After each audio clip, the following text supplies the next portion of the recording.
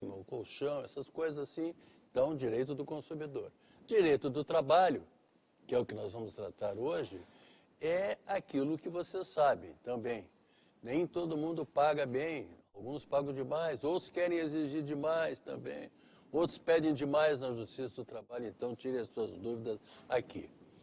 Direito previdenciário e direito de família são assuntos que a gente trata também aqui durante a semana. Previdenciário, porque a gente começa a se aposentar quando começa a trabalhar, e direito de família é aqueles assuntos que envolvem sempre as nossas questões familiares.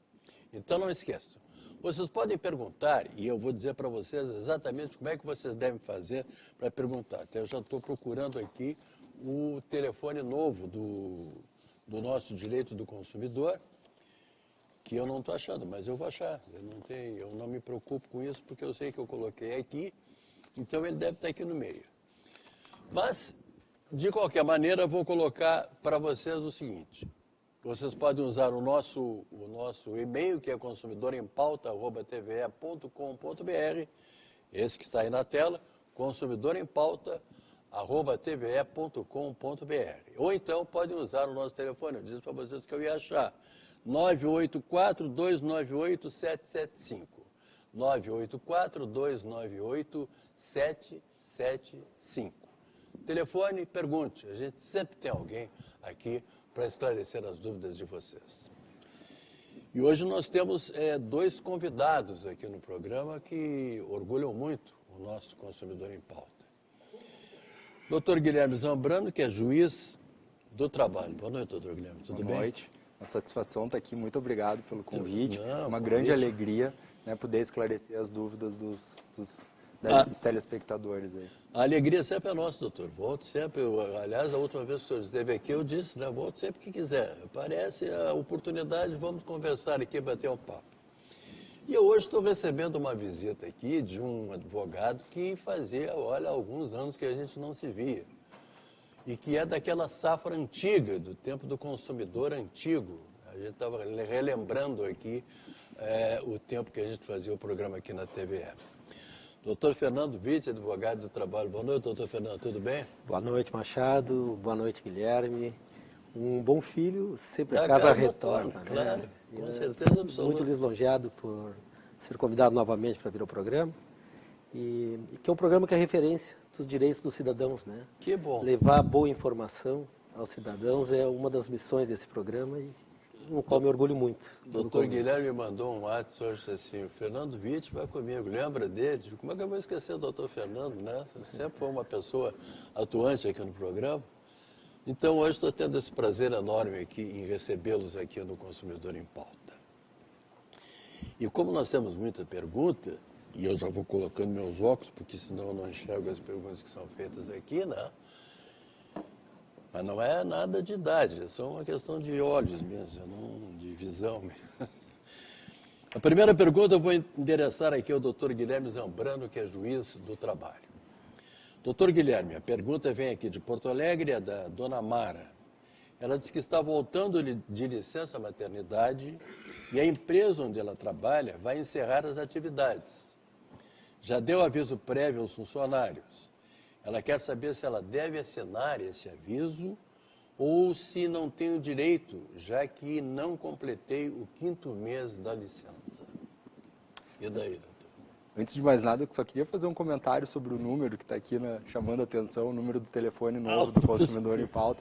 Eu estava vendo aí, são 3 conjuntos de 3 números. Né? Eu estava pequeno, o telefone da minha mãe eram 3 conjuntos, números, mas de 2 números. De 2 números, Eram 6 dígitos na época, né? Olha tudo que já aumentou a quantidade de números de telefone, de linhas de telefone. Ultimamente nós tivemos um acréscimo do número 9 nos celulares. Né? Mas eu estava lembrando, antigamente eram 3 conjuntos, eu vinha usando sempre 4 conjuntos de 2 para dizer os números, agora eu vi, é uma nova realidade, 3 conjuntos de 3, né? São 9 números. E antigamente eram 3 de 2.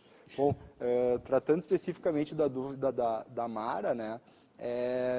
A situação aqui que parece problemática é o fato de que ela está no curso da licença maternidade. E durante o curso da licença maternidade, não pode ser extinto o contrato de trabalho, né? Portanto, parece que tem uma incompatibilidade aqui entre o aviso prévio, que é a comunicação da extinção do contrato de trabalho, e a licença maternidade que ela ainda está fruindo. Então, a princípio, ela só poderia ser comunicada dessa intenção do empregador de extinguir o contrato de trabalho no término da licença da maternidade, não antes disso.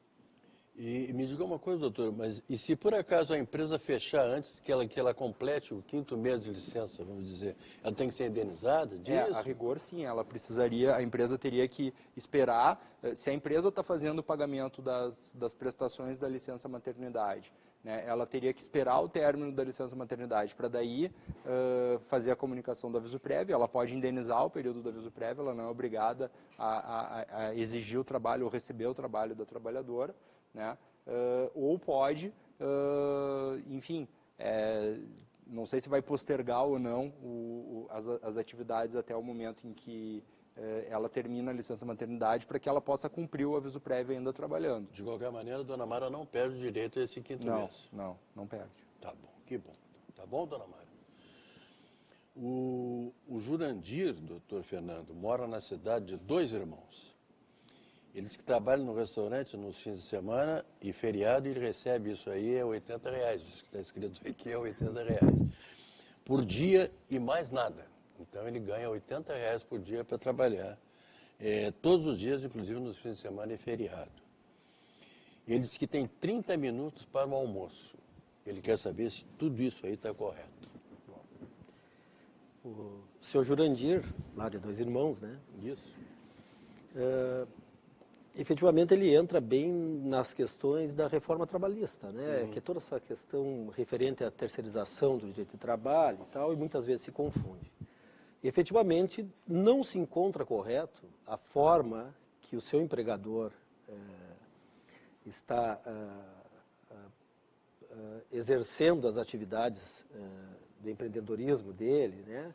Com relação ao trabalho do seu Jurandir. Uma vez que todos os finais de semana ele vai lá e presta o seu serviço. É verdade. Então, ele não tem, ele tem a continuidade da prestação do trabalho, né? Com a continuidade, obrigatoriamente, haverá o que? Todas as verbas referentes ao vínculo trabalhista, né? Com relação a esses pagamentos, ele deve ter a carteira assinada, né? Se houver hora extra, ele também tem direito, férias, 13º, enfim, todas as verbas trabalhistas devem ser pagas tal qual, não modificou em nada pela continuidade da prestação de serviço. Com relação aos 30 minutos, esse sim há uma diferenciação. Se ele está tendo 30 minutos de intervalo, né, para ele, que deveria ser 1 hora. Ele exerceu os 30 minutos, haverá sim de ser pago pelo empregador os outros 30 minutos, que antes da modificação da reforma, a regra, uma vez não cumprido com 1 hora, se cumprisse apenas 5 minutos, teria 1 hora cheia. Se cumprisse com 45 minutos, teria 1 hora cheia a ser indenizado pelo empregador. Agora, se cumpriu 30 minutos, haverá sim de ser pago pelo empregador os demais 30 minutos referente ao intervalo não exercido por ele, né? Então, efetivamente, não encontra-se correto o seu contrato nesse aspecto, seu Jurandir. Então, tem direitos que ele não está ganhando. Tem direito que ele não está recebendo por força da não formalidade do contrato de trabalho aqui. Tá, né? Certo. Doutor Guilherme, a dona Valesca, ela é aqui de Porto Alegre. Ela diz que o marido dela está cumprindo o aviso prévio e optou por trabalhar 23 dias. Porém, ele faz horas extras todos os dias, pois ele é motorista. Isso implicaria nos dias que ele tem que cumprir de aviso ou ele tem que receber as horas extras? Na verdade, é uma faculdade do empregado, ele tem uma opção, quando ele recebe o aviso prévio, de reduzir em 1 semana o período do aviso prévio, o período de trabalho dele, de cumprimento do aviso prévio. Ele recebe por 30 dias, mas só trabalha 23, porque ele pode diminuir 7 dias, né? Que aparentemente foi o que aconteceu nesse caso. Ou ele poderia trabalhar os 30 dias, reduzindo em 2 horas por dia a jornada de trabalho dele, né? Em qualquer caso, ele vai ter direito de receber as horas extras. Se ele fez horas extras, ele vai ter o direito de receber as horas extras. Isso não fica, de modo algum, prejudicado pelo fato dele ter optado por esses 23 dias. Não há nenhuma condicionante disso aí. Não. A pessoa, hora extra é uma coisa... Fez hora extra, tem direito a receber as horas extras que fez. Tá certo. Então, dona Valesca, avisa aí o seu marido que ele tem direito de cobrar. Vai lá e recebe e não tem brincadeira, não. Doutor Fernando, o Carlos mora aqui em Esteio, aqui bem pertinho. A empresa onde trabalho mudou-se para outra cidade distante de onde moro, 101 quilômetros. Não consta no meu contrato que devo acompanhar. Ele quer saber se sou obrigado a acompanhar a empresa ou devo ser indenizado. Bom, seu Carlos, né? Seu Carlos, como 100 quilômetros, né, do seu domicílio, né, da onde o seu Carlos reside, vai modificar a forma de chegar até o trabalho, vai ter um ônus. É tudo diferente. Não há uma obrigatoriedade, É caso de rescisão indireta do contrato de trabalho, né? E vai receber todas as verbas. Se houver a concordância, né, dele em se modificar e houver um acordo, pode vir a receber alguma indenização, né, de porcentagem por modificação do contrato de trabalho dele. Mas, de regra, é caso, sim, de ser indenizado, de haver uma rescisão indireta, tendo em vista que essa modificação da empresa a mais de 100 quilômetros do seu domicílio vai influenciar, sim, na sua vida, né, e na sua atividade. Então, indiscutivelmente, que cabe essa indenização aí, colocar através da rescisão indireta, né? Eu sempre ressalto aqui, doutor Fernando, é bom o senhor saber, porque são as novas regras do programa, quando tem um juiz do trabalho aqui, eu sempre deixo as perguntas mais fáceis para o juiz, entende? Porque o juiz não está muito acostumado a vir aqui, o advogado sempre recebe as mais difíceis. Então. Por exemplo, doutor Guilherme, chegou uma pergunta do Juliano aqui de Canoas, eu sei que é extremamente difícil, mas eu vou lhe perguntar. Entrei com uma ação trabalhista há 2 anos e ganhei a ação. Porém, a empresa entrou com um recurso de revista e me parece que vai ser julgado em Brasília.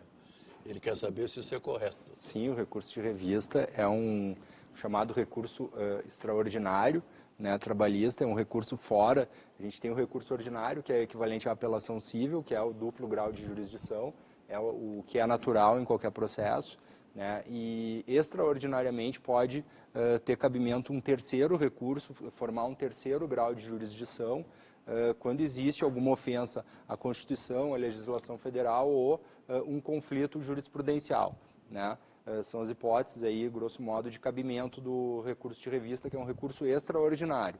Nesse caso, que ele narrou, está correto, o recurso de revista é julgado em Brasília pelo Tribunal Superior do Trabalho, né? E não posso fazer uma previsão de tempo de julgamento, houve época, demorar 10 anos o julgamento definitivo de um recurso, porque o fluxo de processos, o afluxo de processos, né, de recursos de revista para Brasília, sobretudo em agravo de instrumento, que é a situação em que a pessoa interpõe o recurso de revista tentando ir para Brasília, mas não é recebido o recurso porque não era uma hipótese de cabimento do recurso. E o terceiro grau de jurisdição ele é extraordinário, ele não é o normal. Né? E aí as pessoas não se conformavam com isso e faziam muitos recursos para ter admitido o seu recurso de revista, que é o nome desse recurso é o agravo de instrumento. E aí eles têm um volume imenso lá, chega a ter 10 mil processos para cada ministro do TST julgar, né? E isso evidentemente é invencível, né? E acaba demorando bastante em alguns casos. Por isso que eu disse que as perguntas fáceis aqui são feitas por juiz. O juiz sabe mais que o advogado. Pelo menos é o que se pressupõe, né, doutor Fernando? Mas, doutor Fernando, essa história, o senhor me falou há pouco que fez um curso, foi isso? Um curso em São Paulo, sobre direito digital. Digital. E isso não aproveitando o gancho aqui da resposta do doutor Guilherme, doutor Guilherme Zambrano, isso não agiliza um pouco o andamento ou não? É que, na verdade, o consumidor em pauta, ele é um direito digital, que é a questão interdisciplinar das inúmeras áreas do direito, né? E às vezes nós colocamos a questão do direito digital como o processo digital. O processo digital do direito do trabalho, ele é diferente dessa nova área do direito digital, né? O processo do trabalho digital, o EPROC, que tem na Justiça Federal, o próprio Tribunal de Justiça do Estado do Rio Grande do Sul também está assumindo cada vez mais a digitalização das demandas, e efetivamente veio para melhorar a condição de prestação jurisdicional. Entretanto, continuamos precisando do elemento principal, que é o funcionário público qualificado. Precisamos, e cada vez mais, dessa ordem, né? Bons profissionais à frente desse instrumento que veio, sim, para facilitar, né? E ajuda. Então, deixa eu lhe fazer uma pergunta aqui, doutor Fernando, do Davidson, aqui de Porto Alegre. No momento estou de atestado, mas meus colegas de trabalho falaram que fui demitido por justa causa. Eu ainda não sei o motivo e nem a empresa falou comigo. Se a informação for verdadeira, que direitos eu tenho? Quais os meus direitos? Perguntou o Davidson. Bom, Davidson, nós estamos... Primeiro, a empresa deverá te comunicar, né, se efetivamente foi demitido ou não foi demitido por justa causa, né? Estamos ainda na verbalização dos colegas, né? Então, sobretudo o motivo, né? E ainda mais temos que verificar qual é o motivo, qual foi o ato que ele cometeu, que gerou a justa causa ou não. Claro.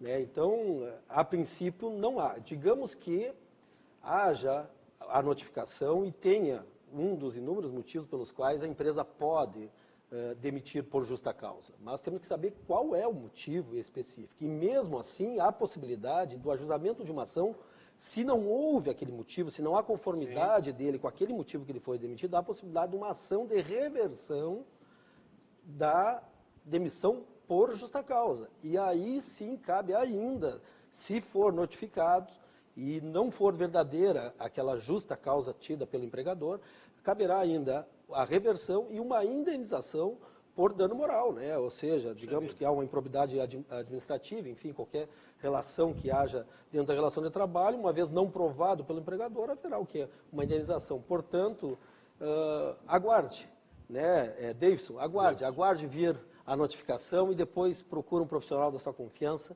para tomar as medidas cabíveis se forem necessárias, né? Doutor Guilherme, eu tenho aqui a pergunta do Maciel, que mora na cidade de Tramandaí. Ele disse que mudou a função dele de servente para pedreiro. E ele quer saber se ele tem que receber um aumento e se isso deve ficar registrado na carteira dele. Sim. Precisa, sim, para as duas perguntas, né? Deve ser registrado na carteira, porque a carteira contém a anotação da função, né? Então, se houve uma alteração na função, tem que ser alterada a carteira de trabalho, precisa ficar registrado na carteira de trabalho. Da mesma forma, como aparentemente ele trabalha no setor da construção civil, é um setor muito organizado, que tem normas coletivas em todos os lugares. Certamente tem uma norma coletiva aplicável à região de Tramandaí, né, abrangendo o município de Tramandaí. E aí, na convenção de coletiva de trabalho, costuma ter a previsão de um salário diferenciado para quem é servente e para quem é pedreiro, né? Então, ele teria direito tanto à anotação da carteira de trabalho quanto ao aumento salarial. Eu sou, seu Marcel, aí de Tramandaí. Tem muito direito que a gente não sabe que tem, né? Pergunta aqui e a gente esclarece. Ainda mais quando dito por um juiz do trabalho, realmente isso aí é o que deve acontecer. Seu Marcel, vai lá, pede para registrar na carteira e pede o aumento que tem direito. Porque às vezes o patrão meio que se faz de desentendido, né? Pois é, pode acontecer. Pode acontecer, né? Inclusive, eu fiz uma pesquisa sobre esse tema com alunos da especialização, uma pós-graduação onde eu dei aula, e eu consegui reunir um grupo aí de 8 ou 9 alunos e a gente fez um levantamento de 550 decisões do Tribunal Regional da 4ª Região, aqui do Rio Grande do Sul, sobre esse tema do acréscimo salarial, da diferença salarial, quando havia uma mudança de função, mas não tinha, como nesse caso do Maciel, uma convenção coletiva de trabalho dizendo qual é o salário para cada função, né? E aí a gente definiu, conseguiu identificar os parâmetros que a jurisprudência utiliza para definir quando a pessoa tem e quando não tem direito ao acréscimo salarial. né? É um estudo bem interessante que foi publicado na revista do Tribunal do Trabalho aqui da 4ª Região há uns 2 anos, mais ou menos, e trata justamente desse tema nos casos em que o empregador se fez de salame e não tem a norma coletiva para solucionar a questão. Eu nem quis falar em fazer se fez de salame, porque eu digo assim, se fez desentendido. Mas o doutor Guilherme já chegou aqui e disse... uma linguagem mais coloquial. Não, mas isso aí fica bem coloquial. Realmente tem muito empregador que faz isso, hein, doutor Fernando? É verdade. Porque e chega na hora, vai para cima do advogado. Daí, né? Mas, na verdade, a questão de trazer o direito para essa linguagem mais coloquial é o que se quer. Isso é democratizar o direito, né? Então, tenho certeza que o telespectador entendeu e fica de uma forma muito mais compreensível. Muito mais, claro. Até, né? O juridiquês esse não é mais o que se quer nas tratativas. O telespectador deve estar xingando o apresentador. O apresentador fica lá cheio de coisinhas lá e o juiz está dizendo que é isso aí, está se fazendo salame. E é verdade, ele está se fazendo salame. Está fazendo salame aí. Está fazendo salame e eu fico aqui querendo colocar panos quentes. Faz favor de pagar o que é correto aí. Né? Tá certo. Bem, nós estamos chegando ao final de mais um Consumidor em Pauta, e que hoje tratou de direito do trabalho. E eu tive um prazer enorme de receber aqui o doutor Guilherme Zambrano, que é juiz do trabalho, que veio hoje abrilhantar esse programa, e rever o meu amigo Fernando Witt, que fazia muitos anos que eu não via. E eu quero agradecer aos dois pela presença aqui no programa. Eu que agradeço. Voltem sempre. Agradeço muito a oportunidade de estar novamente aqui contribuindo. Tá bom. Uma pequena parcela de contribuição a todos os telespectadores. Foi grande, não foi pequeno, foi grande. Então, agradecendo ao doutor Guilherme Zambrano e ao doutor Fernando Witt, eu quero lembrar a vocês que amanhã, quarta-feira, eu estarei aqui às 6h30, vou tratar de direito do consumidor. A todos vocês, muito obrigado, muito boa noite e até lá.